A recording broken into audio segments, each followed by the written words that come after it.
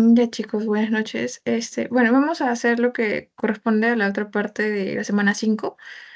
Bueno, el título está mal, pero es hormonas corticotropas, ¿sí? Lo que vendría a ser lo que es la corteza suprarrenal. Ahora les voy a mandar este pretest y a ustedes lo realizan y hacemos pues lo que es la clase.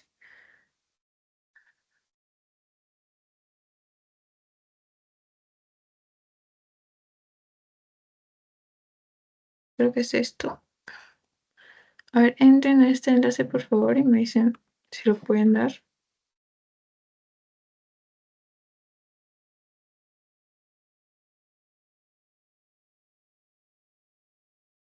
No, ese enlace creo que no es.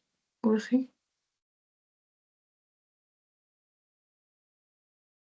Ya, sí está bien. Lo que está mal es el título, por si acaso, ¿sí? Ahora lo voy a modificar.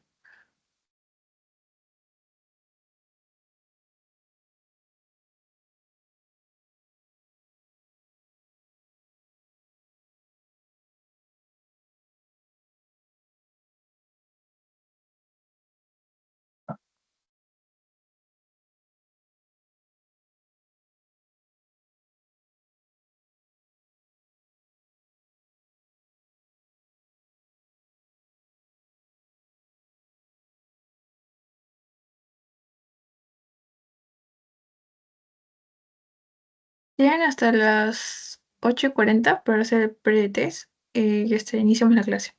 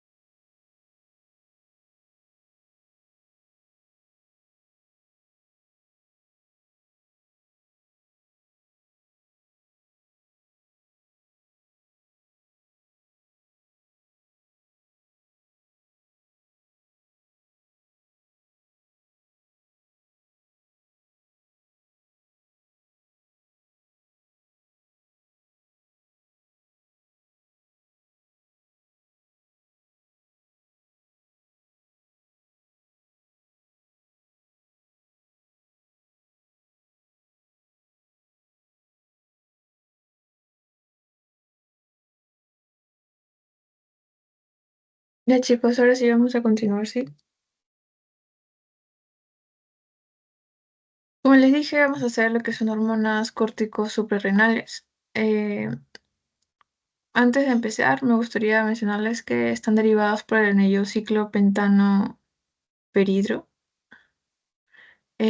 peridrofenantreno, que también es llamado esterano o gonano, ¿sí? Que es del colesterol básicamente, ¿sí? Vamos a hacer acá 5 puntos. Vamos a dar una introducción. Vamos a hablar sobre las vías biosintéticas, sobre los mineralcorticoides y también glucocorticoides y lo que vendría a ser la médula suprarrenal. Sí, básicamente es eso. Eh, y bueno, vamos a empezar.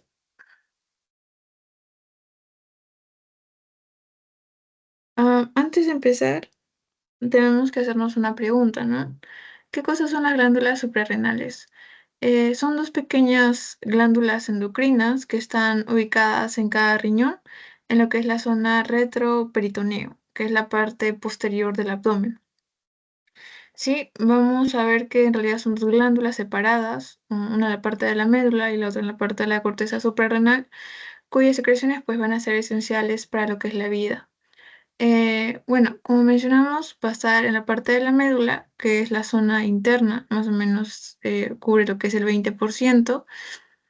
Pues está ubicada en lo que es la parte central de la glándula, representa, como les dije, el 20% del tejido total suprarrenal. Tiene un origen neuroectodérmico, es decir, que proviene del sistema nervioso embrionario, y su función principal va a ser producir y liberar catecolaminas, como lo que es la adrenalina y la noradrenalina. Estas hormonas participan en lo que es la respuesta al estrés, también conocida como la respuesta de lucha o también huida, donde se aumenta el ritmo cardíaco, la presión arterial, la glucosa.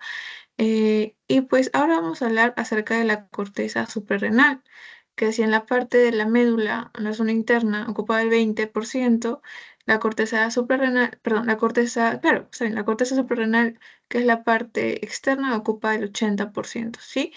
Va a ser la parte más grande de la glándula. Tiene un origen, ya no es neuroectodérmico, sino es mesodérmico, o sea, que va a provenir de las capas del embrión diferentes a lo que es la médula, ¿no?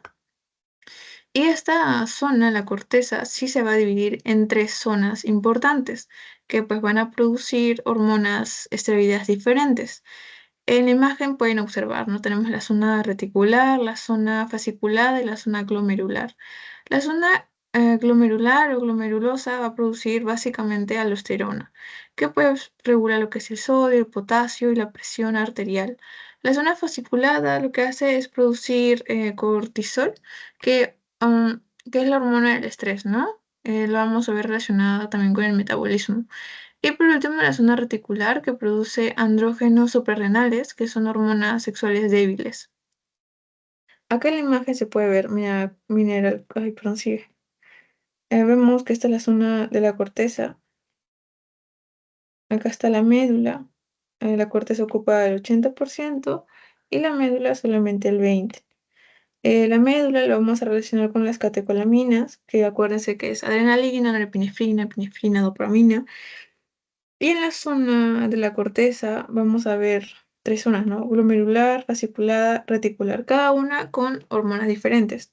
La glomerular con los mineralocorticoides, la fasciculada con los glucocorticoides y la reticular con los andrógenos.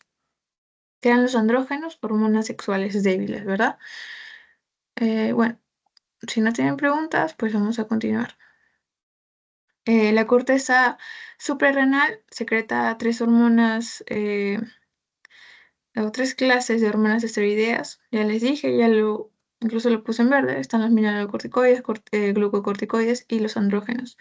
La zona más interna es la corteza, denominada zona reticular, y la zona media, eh, denominada zona fasciculada, sintetizan estos glucocorticoides y andrógenos suprarrenales. En cambio, la zona más externa, denominada zona glomerular, secreta mineralocorticoides, ¿sí? Ahora vamos a hablar de las vías biosintéticas de la corteza. ¿Qué son? Para hablar de esto, primero nos tenemos que preguntar qué son los esteroides córticos suprarrenales. Los esteroides córticos suprarrenales son hormonas producidas en lo que es la corteza suprarrenal, en lo que es la parte externa de la glándula suprarrenal. Estas hormonas todas derivan del colesterol. Eso lo mencioné al inicio nada más, ¿no? Porque por el anillo en el que estaba formado. Y según qué enzima esté presente en cada zona de la corteza, se va a formar un tipo de hormona. Por ejemplo, en la zona glomerular, ustedes saben qué hormona se produce, ¿verdad? Los mineralcorticoides. ¿Qué enzima es clave? Acá la aldosterona sintasa.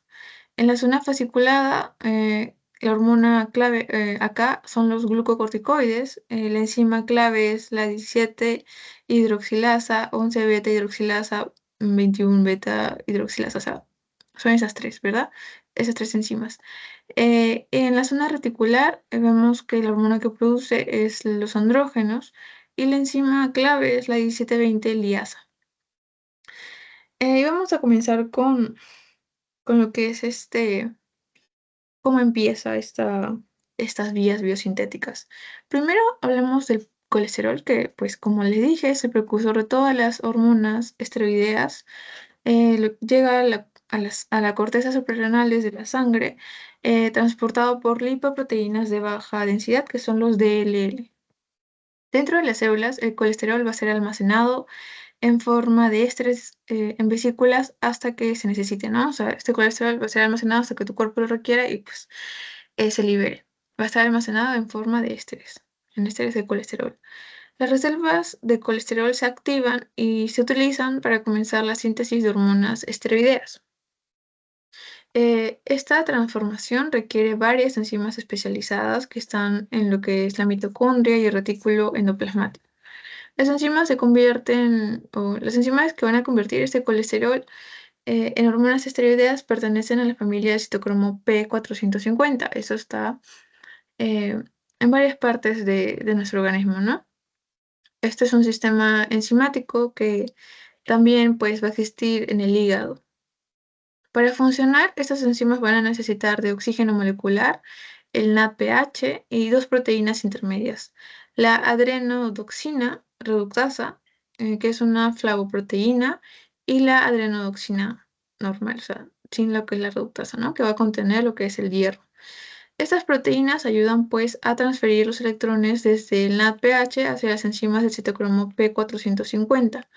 La primera reacción siempre es la conversión del colesterol en pregnenolona.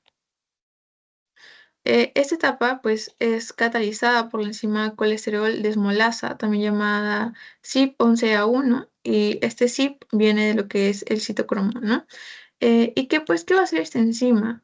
Le quita la cadena lateral larga al colesterol, transformándolo en pregnolona, la molécula base para formar las hormonas esteroideas. La enzima colesterol desmolasa es también la etapa limitante, es decir, la que va a determinar la velocidad del proceso. Esta enzima es estimulada por una hormona que es la ACTCH, acuérdense ya, esto está en el pasito también, que es la ACTH, que pues básicamente va a ser secretada por la hipófisis en respuesta al estrés o a la necesidad de cortisol. Por tanto, la ACTH controla lo que es la entrada de acción del colesterol y la producción de cortisol y otros esteroides, ¿no? Acá vemos, acá vemos al colesterol. ¿Qué cosa era importante? La ACTH, ¿no? Y pues, ¿cómo pasa el colesterol a pregnenolona por colesterol desmolasa? Acá vemos que por la 17 alfa hidroxilasa se convierte en 17 hidroxipregmolona y por la 3 beta hidroxiesteroidea deshidrogenasa en progesterona. Acá se ve la diferencia, ¿no? Pregnolona, progesterona. Y acá vemos otra enzima que mencionamos, la 17,20 liasa, que nos da dehidroepionodrostona. Y si se acuerdan, esa enzima la vamos a relacionar con lo que es la zona reticular, ¿sí? Hasta ahí nos quedamos, ¿sí? Hasta esa parte. ¿Por qué? Porque vamos a entrar a lo que son las vías específicas. Vamos a ver lo que es la zona fasciculada, donde la pregnolona, que se transforma por la 17-hidroxipregnolona, gracias a la 17-alfa liasa, esta se va a convertir en 17-hidroxipregnolona por la acción del 3-beta-hidroxiesteroide deshidrogenasa. Acá está en androstenidiona. Después intervienen el 21-beta hidroxilasa y el 11-beta hidroxilasa para formar lo que es el cortisol, ¿no? Eh, bueno, acá no se va a ver porque, bueno, acá lo que te va a hacer es formar 17-beta estradiol. Y en este paso, lo que se convierte en lo que es cortisol, saben que el cortisol va a responder ante situaciones de estrés y va a regular el metabolismo de la inflamación.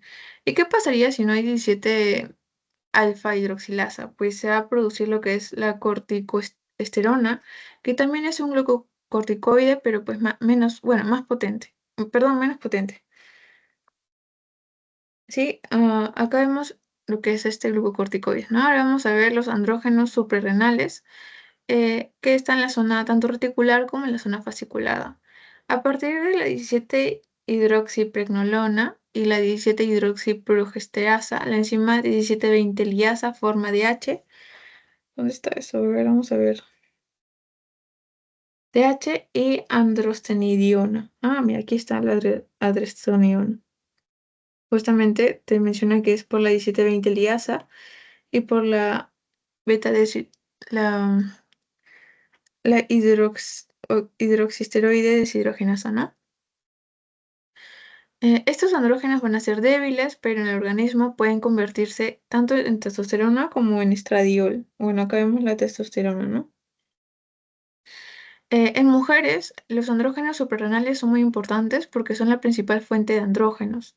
En hombres, pues no van a ser tan importantes ya que los testículos van a producir testosterona de manera directa.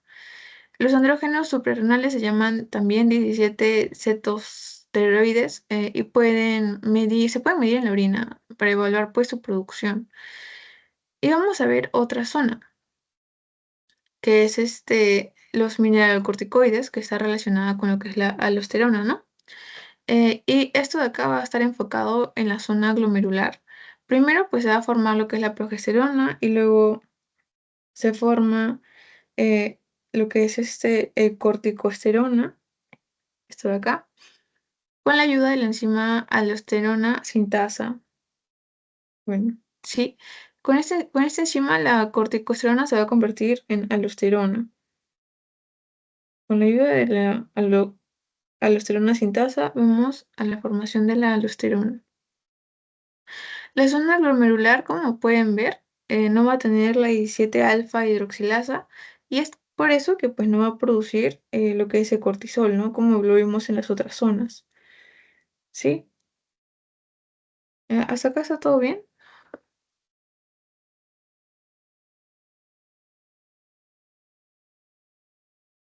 Sí, todo claro. Seguro, porque está feo eso.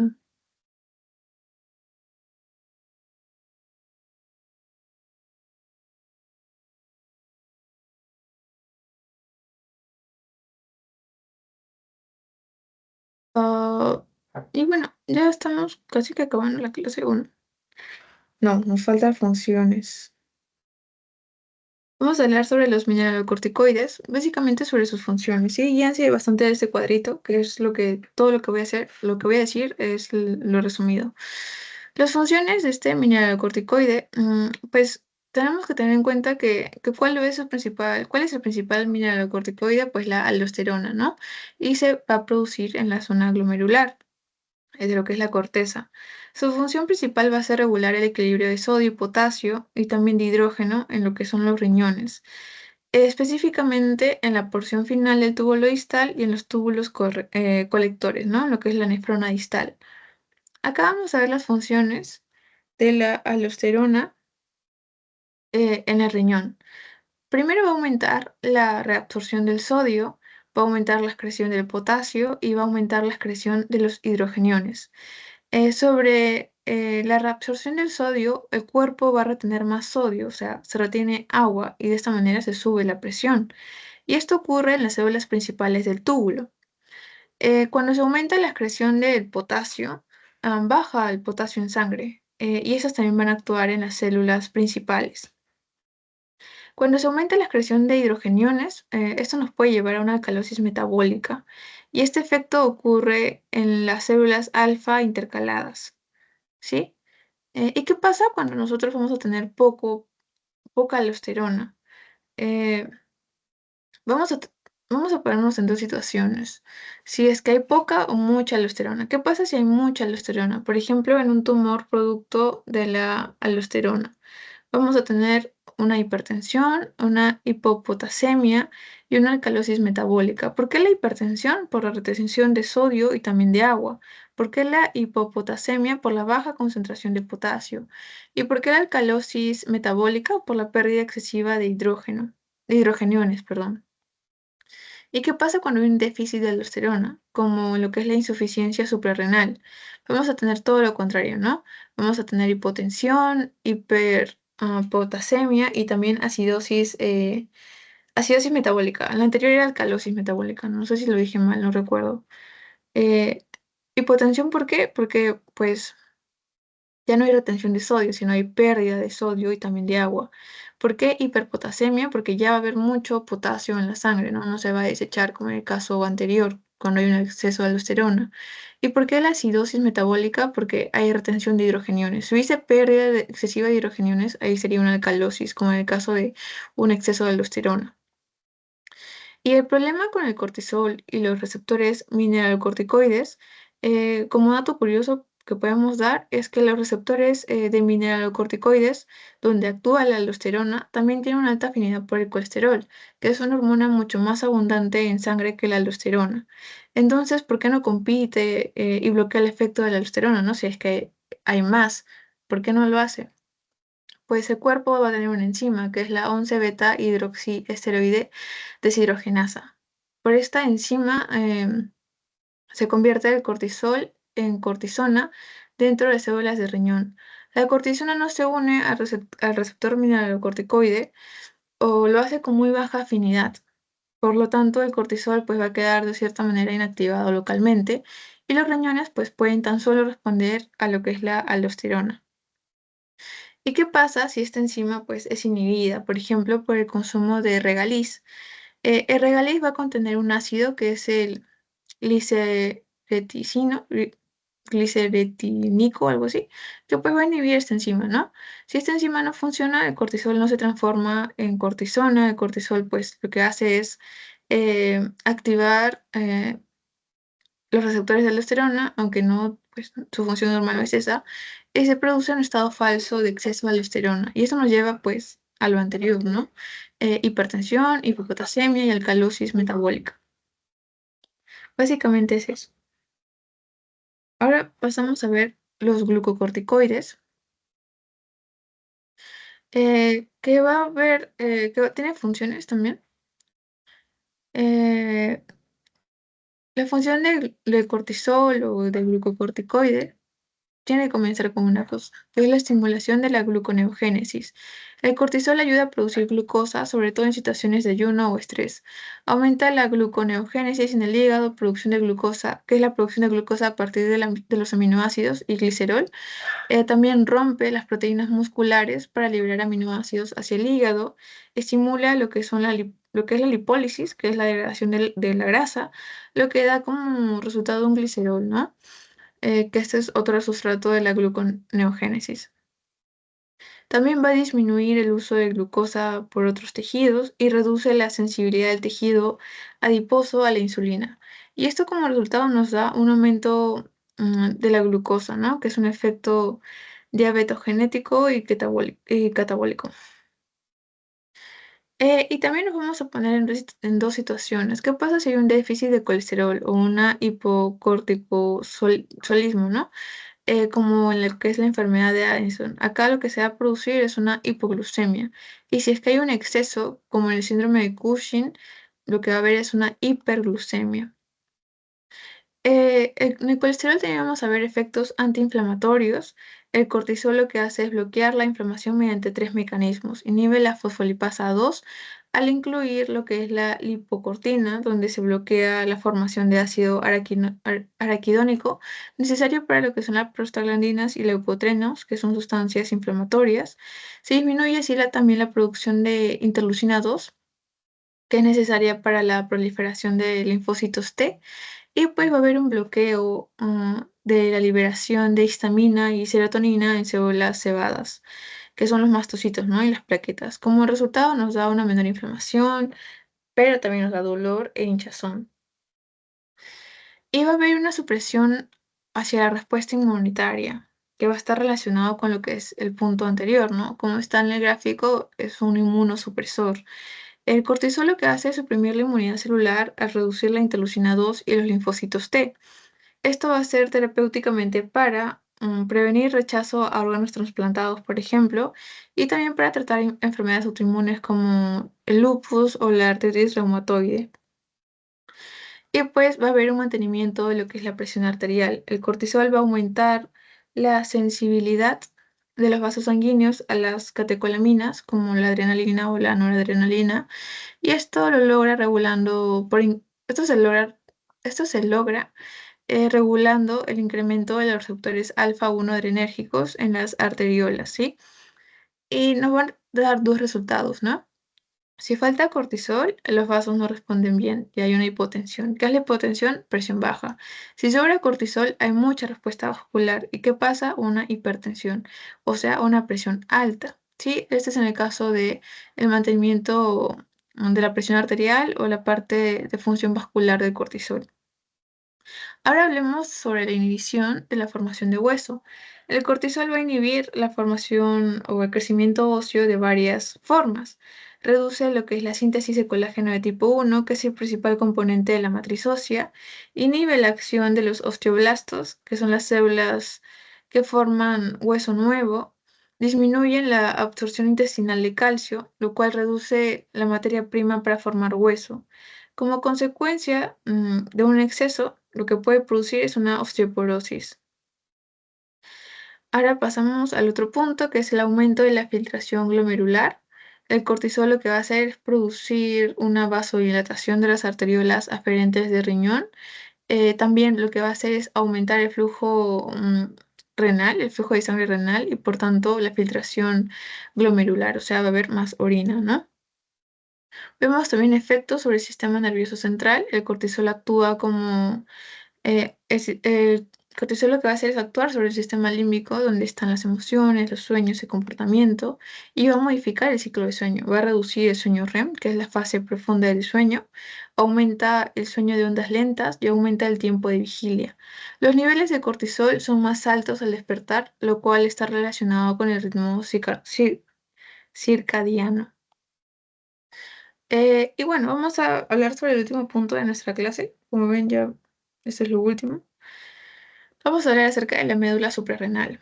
¿Qué es la médula suprarrenal? Es la parte interna de la glándula suprarrenal, ¿no? Acuérdense de la imagen que vimos al inicio. Y va a estar compuesta por células cromafines que se consideran neuronas modificadas del sistema simpático. Y pues su función es secretar catecolaminas, ¿sí? Lo que son adrenalina, noradrenalina y dopamina, como hormona lo que es la sangre, no solo como neurotransmisor. ¿Y qué son estas catecolaminas? Son sustancias derivadas del aminoácido tirosina y bueno, va a incluir lo que mencioné antes, ¿no? Dopamina, noradrenalina y adrenalina, donde se producen en las células cromafines de la médula suprarrenal, en la parte de su función hormonal, y en neuronas también de lo que es el sistema nervioso central y periférico, ¿no? Como su función de neurotransmisor. ¿Y cómo se van a sintetizar? Se forman a partir de la tirosina mediante varias enzimas, siendo la tirosina hidroxilasa la primera y por eso la más importante. La adrenalina se forma específicamente a partir de lo que es la noradrenalina mediante la acción de las de enzimas específicas y la síntesis va a estar regulada por el sistema nervioso central. Vamos a encontrar una relación con la corteza suprarrenal, donde se menciona que como se mencionó, pues muchas veces hemos mencionado esto, la zona fasciculada de la corteza suprarrenal corresponde a la ACTH de forma aguda y la zona reticular de forma crónica. Esto implica pues que las catecolaminas también pueden verse influenciadas de manera indirecta por la actividad de la corteza, sí, la actividad hormonal de lo que es la corteza. Y también vemos una relación con el sistema nervioso autónomo. La médula suprarrenal es parte del sistema nervioso autónomo simpático. Algunas fibras preganglionarias simpáticas no hacen sinapsis en ganglios, sino que llegan directamente a la médula suprarrenal a través del nervio esplánico menor, ¿no? Estas fibras lo que hacen es activar las células cromafines, donde se libera la adrenalina y también noradrenalina directamente a lo que es la sangre. Y vamos a encontrar funciones en estas catecolaminas, ambas, o sea, entre la adrenalina y la noradrenalina. Ambas se liberan en respuesta ante el estrés, activando múltiples órganos. Se unen también a receptores adrenérgicos alfa y beta en células como el hígado, el tejido adiposo, el músculo liso vascular y también bronquial. En el caso de la adrenalina, va a ser más potente que la noradrenalina entre 2 a 10 veces más. Activa tanto receptores alfa como beta y estimula más intensamente lo que es la frecuencia cardíaca, la gluconeogénesis y la lipólisis. En cambio, la noradrenalina eh, lo que va a hacer es actuar como un vasoconstrictor periférico, y esto es porque es afín al alfa adrenérgico, pero lo que no va a hacer es elevar el gasto cardíaco como la adrenalina. Pero lo que sí hace, a pesar de no elevar el gasto cardíaco, aumenta la presión arterial. Y vamos a hablar de estos receptores, ¿no? De esto lo que hemos estado hablando de los receptores de tipo alfa, de tipo beta. Estos van a tener un tipo de acción principal. Alfa 1 lo que hace es contraer los músculos lisos, ¿no? Vaso, víscera, y lo que esto nos da como consecuencia es una vasoconstricción. ¿Y qué nos produce la vasoconstricción? Un aumento en la presión. Y alfa 2, ¿qué hace? Inhibe la liberación de noradrenalina, insulina y lipólisis. Y pues como nota tenemos que decir que aunque la mayoría del músculo liso se contrae, en el intestino puede causar una relajación, o sea, un efecto contrario. Y por último, hablemos sobre los receptores beta, beta 1 y beta 2. Beta 1 lo que hace es estimular el corazón, aumenta la frecuencia, la contractibilidad y la velocidad de conducción. Pero también, o sea, todos los betas lo que van a hacer es, todos los betas hacen una lipólisis, ¿sí? Beta 1, beta 2, también hay beta 3, esas tres hacen lipólisis. En el caso de beta 1 va a estar más relacionado al corazón, por eso lo vemos como función de frecuencia cardíaca y frecuencia y fuerza cardíaca también. En cambio, beta 2 lo que hace es relajar músculo liso, ¿no? Como los vasos y los bronquios. Estimula la gluconeogénesis y la glucogenólisis y pues también aumenta la liberación de la insulina. ¿Sí? ¿Hasta acá todo está bien? Bueno, esa es toda la clase, chicos. Ahorita les mando sus postes. Vamos a, vamos a mandar el postes.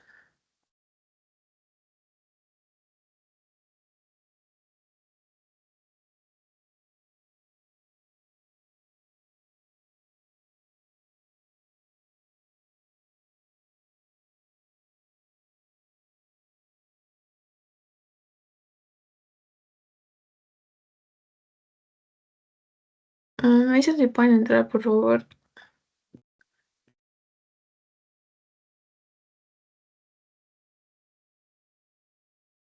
¿Pueden entrar?